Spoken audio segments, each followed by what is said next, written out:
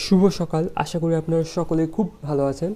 তো এটা আমার আর্ট চ্যানেলের সেকেন্ড আর্ট টিউটোরিয়াল।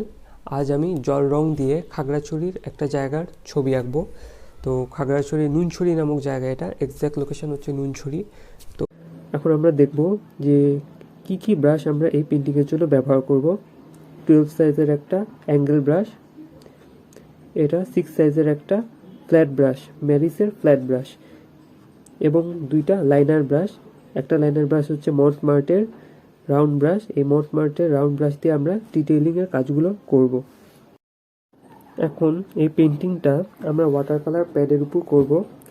এই ওয়াটার কালার প্যাডটা হচ্ছে অ্যালকোহল ফ্রি, তাই অনেক দিন পর হলেও এই পেন্টিংয়ের রঙের কোনো চেঞ্জ হবে না, মানে হচ্ছে ছবিটা নষ্ট হবে না।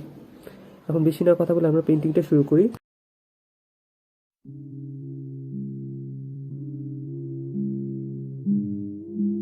শুরু করলাম।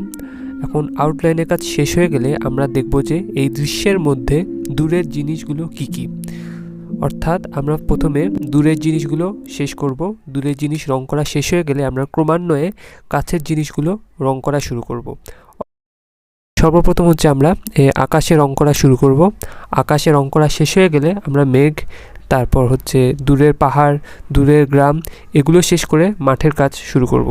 মাঠে রং করা শেষ হয়ে গেলে যে ছোটোখাটো ডিটেলসগুলো আছে সেগুলো ডিটেলসের কাজ শুরু করব।